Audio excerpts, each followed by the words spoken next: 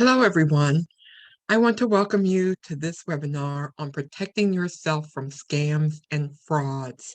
My name is Renee McEvoy, and I am the founder and CEO of Touchstone's Financial Wellness Services, and I'd like to welcome you today.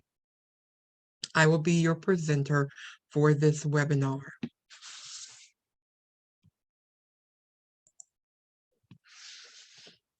Losing money and property to scams and frauds can be very devastating. Today, I'd like to welcome you, and I hope that our resources can help you prevent, recognize, and report scams and frauds that will help you navigate this period that we are in today. Scammers are constantly finding new ways to steal your money. You can protect yourself by knowing what to look out for. Here are some of the most common types of frauds and scams that are being perpetrated today.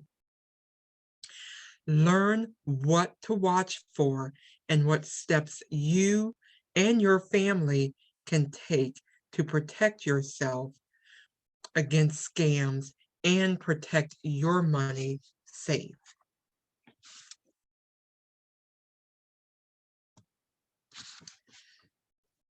So here is one of the common types of scams that you will find that is being perpetrated today. This is called a debt collection scam. In addition to phone calls, scammers may also send you letters in the mail or federal government agency like the Federal Trade Commission or the IRS. They may threaten to arrest you or file a lawsuit against you if you don't pay the debt they claim you owe. In most cases, a legitimate debt collector will provide you with information about the debt during or shortly after the first communication. This information may arrive as a letter, often called the validation notice. If you don't receive this information, you can ask for it. If you do receive this information and don't recognize the debt or have questions, you can dispute the debt. And if a debt collector won't send you information about the debt, that might be a sign you are dealing with a scammer. If this happens to you, what should you do? Don't give out any personal or financial information. They could use it to commit identity theft. Ask the caller for information, including their name and their company's name, address, and business license number. If they refuse, it's likely a scam. Look out for phone numbers you're not familiar with. Some scammers will use technology to hide where they're really calling from. Hang up and call the company the debt is with to get more information if you think the debt is real. It is against the law for a debt collector to use unfair, deceptive, or abusive practices in any attempt to collect a debt from you. Now, another common type of scam is called a foreclosure relief or mortgage loan modification scam. Foreclosure relief or mortgage modification scams are schemes to take your money or your home, often by making a false promise of saving you from foreclosure. Now, scammers may ask upfront fees for their service, the title of your property, or sign paperwork you don't understand. So what should you do?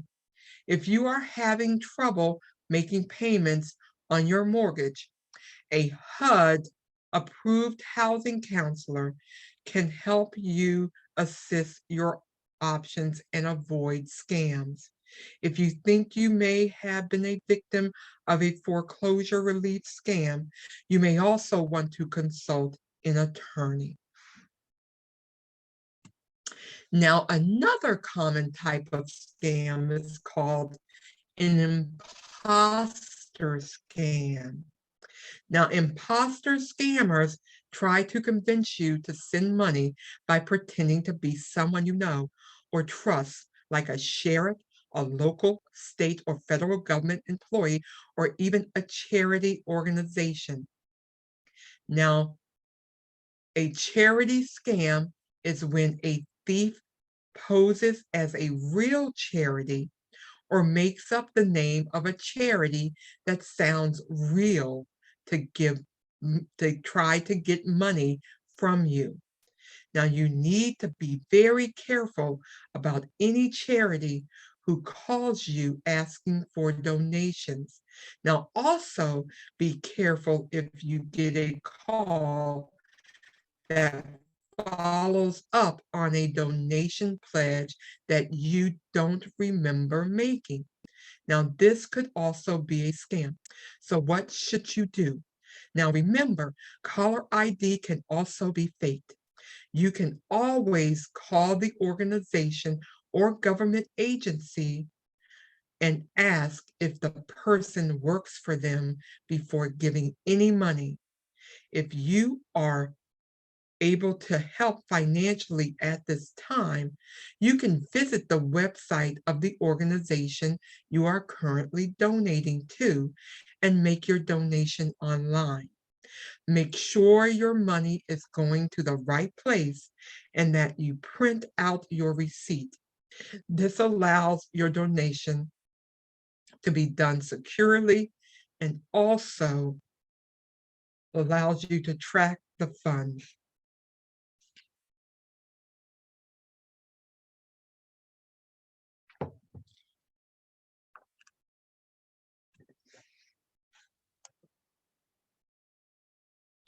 Lottery and prize schemes.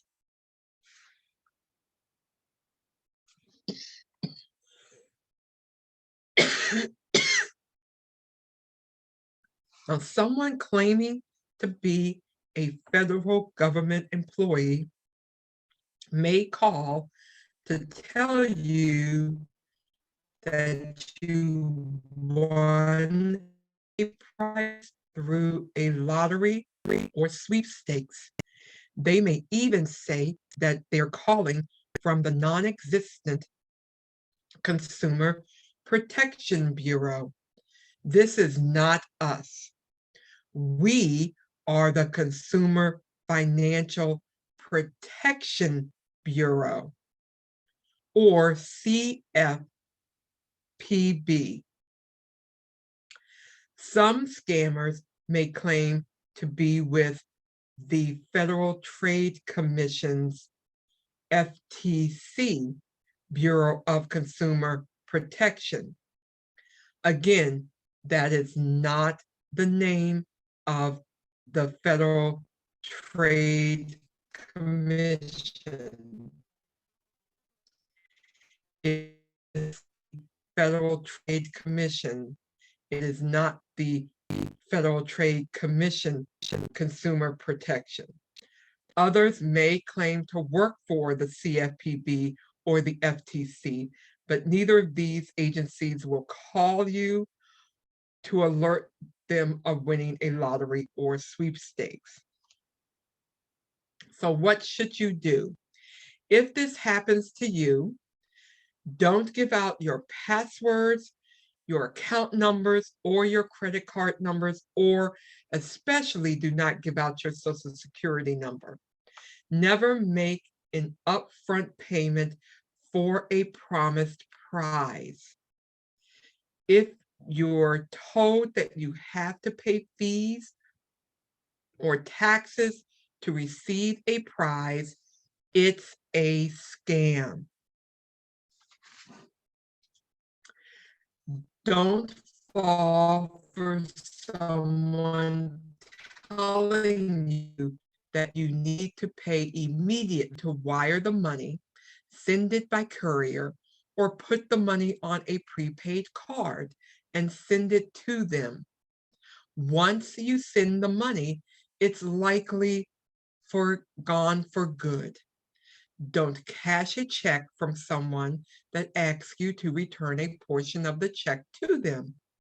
When the check bounces, you'll have lost the money that you sent. Ask yourself, why would someone try so hard to give you a great deal? If it sounds too good to be true, it is probably too good to be true. Now, another kind of scam called a fraud scam. This is a scheme to get money or service or investment opportunity that does not live up to its claims. Prosecutors must prove the claims were intentionally misrepresented and that the mail was used to carry out the scheme. Now, mail fraud letters look real, but the promises are definitely fake. A common warning sign is a letter asking you to send money or personal information now in order to receive something of value later. Examples of mail fraud might include notices of prizes, sweepstakes winnings, vacations, and other offers to claim valuable items. So what should you do? The United States Postal Service has identified common postal mail fraud and schemes. So if you're a victim of mail fraud, you can file a claim through the United States Postal Inspection Service hotline at 800-372 8347. Now, another common type of scam is a remote romance fraud scam. Now, a romance scam is when a new love interest tricks you into falling for them when they really just want your money. Romance scams start in two different ways. Usually the time getting to know you and developing trust before asking you for a loan or for access to your finances. A romance scammer's photos and profile may make it appear like they share your interests.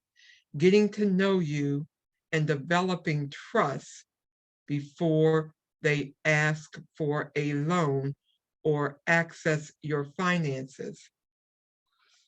They make up a tragic story or emergency reason for why they need the money and promise that they will pay you back. So what should you do? Be smart about who you connect with and what information you share online. Here are some important ways to help protect yourself, as well as protecting your friends, your family, and others from romance scams. First of all, don't share personal information like bank accounts or credit card numbers, and especially not your social security numbers with a new love connection. If you ask a new love interest questions and they don't give you straight answers or question why you're asking them, that should be a red flag. Never send money, gift cards, or wire transfers to a sweetheart you haven't yet met in person. Limit what personal information you share online and on dating apps. Consider making your social media profiles private and download your romance scam handout and share this with people in your community. And finally, the last common scam is wire and money fraud scams. Scammers use money wire transfers to steal your money. One example of a wire transfer fraud is the grandparent scam, where a scammer poses as a grandchild or a friend of a grandchild, and they say they're in a foreign country and need help. Once a money transfer is picked up, there is very little you can do to get your money back. If someone you don't know asks you to wire money, it should be a red flag, and be cautious when people you do know ask you to wire funds. Verify that they indeed are the ones requesting the money. Avoid the urge to act quickly. Talk to other family members before sending money. Other common scams include prize promotion scams, counterfeit check scams, and mystery shopper scams. So what should you do? Never transfer money without making sure that the person you're transferring to help really needs your help and is who they say they are. You can do this by reaching out to the person yourself, using the contact information you have for them. If you made a money transfer to a scammer, contact the bank or company immediately and ask if it can be reversed. So what should you do? How can you report a fraud or suspected scam? You can help keep those you care about from falling for a scam regardless of their age or health status by reporting any scams or suspected scams to the Federal Trade Commission or to the National Association of Attorneys General and your sheriff's department. These are the steps you can take. First of all, contact your local police or sheriff's office to report the scam immediately. You can also contact the Federal Trade Commission by going to their website at ftc.gov and submit a complaint. You can also contact your state attorney general's office. You can go to your own state attorney general, depending on what state you're in. You can go to their website at www.naag.org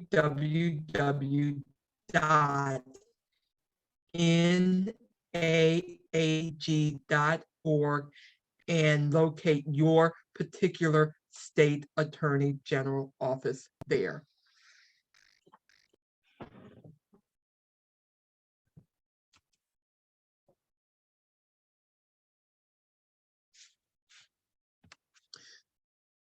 So thank you all for joining me for this webinar.